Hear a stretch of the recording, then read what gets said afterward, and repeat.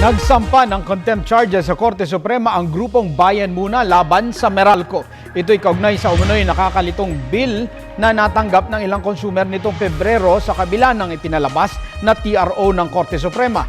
Sa inihaing omnibus motion, sinabi ni Bayan Muna Representative Nery Colmenares na dapat atasan ng Korte Suprema ang Meralco na magsumite ng compliance report hinggil sa ipinalabas na TRO laban sa 4 pesos and 15 centavos na power rate increase.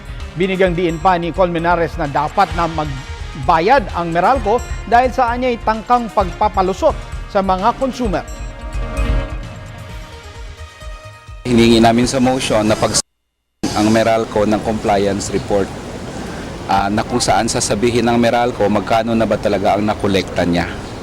Kasi ang estimate namin at least 5 billion pesos na ang nakolekta ng Meralco, yung mga nagbayad bago na TRO, at napakalaki na ng interest noon.